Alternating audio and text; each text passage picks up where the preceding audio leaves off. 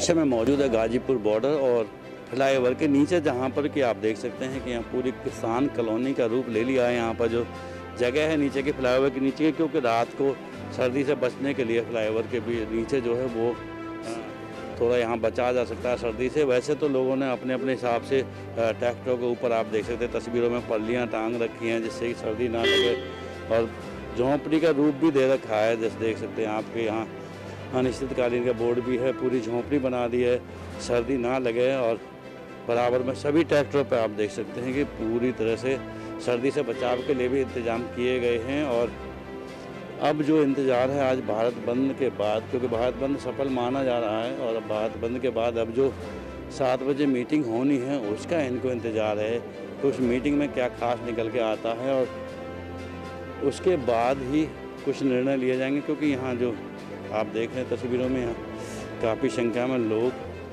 किसान यहाँ मौजूद हैं, और उन किसानों का अब यही इंतज़ार है कि जो शाम को मीटिंग हो रही है गृह मंत्री अमित शाह जी के साथ में किसान नेताओं की, उस मीटिंग में क्या कुछ निकल के आता है। लेकिन फ़िलहाल जिस तरह से आप तस्वीरें देख रहे हैं और जिस तरह से यहाँ किसानों का देख रहे हैं कि पूरा सामान भंडार लगा हुआ, खाने पीने का आप देख सकते हैं तस्वीरों में कि पूरा खाने पीने का पूरा पुख्ता इंतज़ाम यहाँ किसान करके आए हैं। तो उससे साफ जाहिर है कि किसान कुछ ऐसा नहीं है कि शाम के मीटिंग के इंतज़ार में आज ही चले जाएंगे, लेकिन जब तक कुछ उचित फैसला नहीं होगा तब उसके बाद कुछ और कहना असंभव होगा। लेकिन हम फिर आपको दिखा सकते हैं कि यहाँ पूरा खाने पीने का बंदोबस्त है, पूरा सामान यहाँ पर करके लेके आए। हमारे साथ यहाँ एक किसान नेता मौजूद है, आइए बात करते हैं।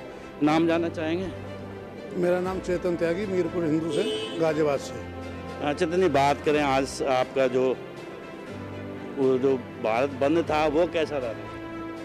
भारत बंद का ठीक ठाक असर रहा जी, सब लोगों ने सहयोग दिया। पता लगा कि देश इसे, आज पता लगा कि पूरा देश इसके खिलाफ है, क्योंकि जिन लोगों ने समर्थन दिया है उन्होंने यही समझा कि गलत बिल है। तभी तो गांव से भी देखिए हर बड़े कस्बे में बंद रहे, बड़ा देहात में बड़ा असर रहा बंद का भी। और तो भाजपा की सरकार, इसीलिए वहाँ के विधायकों वगैरह ने थोड़ा पहले ही कह दी बंद ना करें, फिर भी लोग अपना काम समझ रहे हैं इसको। अब आने वाले टाइम में ही आम जनता के लिए परेशानी। कुछ देर बाद अमित शाह जी के साथ मीटिंग हो रही है, 7 बजे मीटिंग होगी, तो उसके बाद क्या निर्णय आ सकता है? देखो जी, वो तो मीटिंग में पता लगेगा क्या कह सकते हैं, होने वाले के भविष्य की बात क्या बता सकते हैं। लेकिन ये है कि हम तो सरकार से यही कहेंगे भाई सरकार थोड़ी नरम हो, थोड़े से किसान भी नरम हो, और ये किसानों को इन दिनों अपने खेत में होना चाहिए, अपने काम करना चाहिए। और किसान की बड़ी विडम्बना है जो आज घर को छोड़ के, परिवार को छोड़ के, और फसल के टाइम सड़कों पर पड़ा बता। किसान को तो खेत में कमाएगा तभी तो कुछ मिलेगा। तो सरकार से ये निवेदन करते हैं कि अपना थोड़ा नरम किसान भी हो और थोड़ा नरम सरकार भी हो, क्योंकि मध्यस्थता निकले।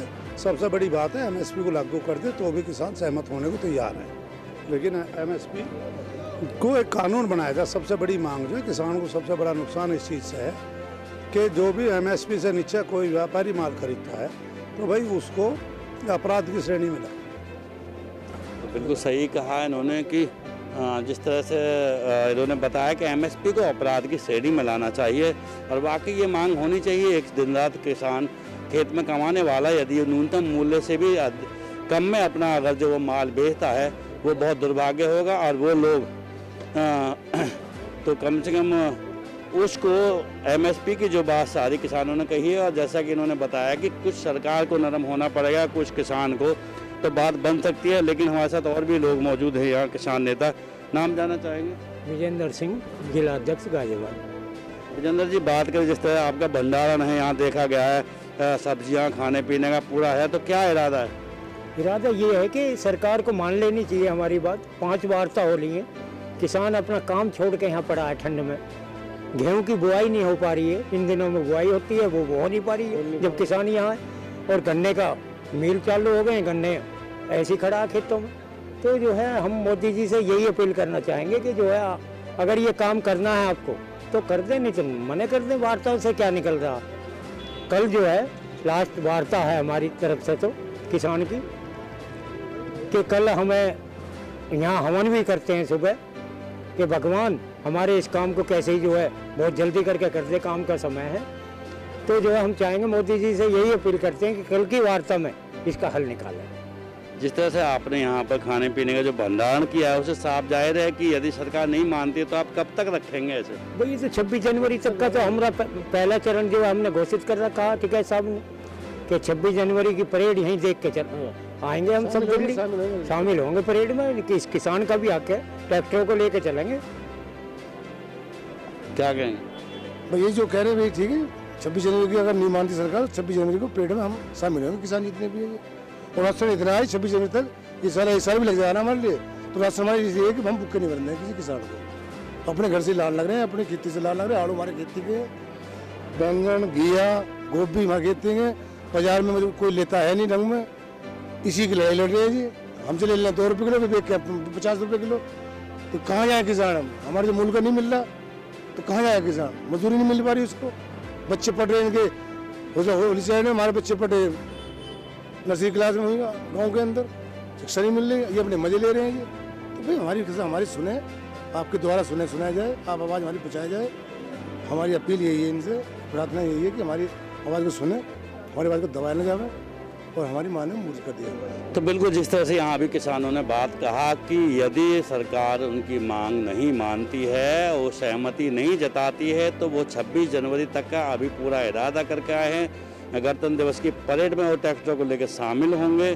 तेज निगाह चैनल भी सरकार से अपील करता है और जिस तरह से तेज निगाह चैनल के माध्यम से किसानों ने गुहार लगाई है सरकार तक अपनी आवाज़ पहुँचाने की और उनकी मदद की और उनकी इस बात को करने की कि कल जो मीटिंग हो रही है अंतिम चरण की मीटिंग, उसमें कहीं ना कहीं उन्हें भी उम्मीद है कि हल निकलेगा। और वो आग्रह भी कर रहे हैं मोदी सरकार से, केंद्र सरकार से कि वो किसानों को मांगों को और अपने तरीके से उनको मानकर किसानों को उनका हक दे ताकि वो घर अपने वापस चले जाए। क्योंकि अब समय बुवाई और गन्ने की पिराई का समय चल रहा है, तो इन काम को देखते हुए भी किसानों को यहाँ बहुत तंग हालत में रहना पड़ रहा है क्योंकि उनके हक की लड़ाई है, उसे लड़ने के लिए अब वो बेबस है। कैमरामैन प्रिंस के साथ योगेश सोलंकी, तेज निगाहें, दिल्ली।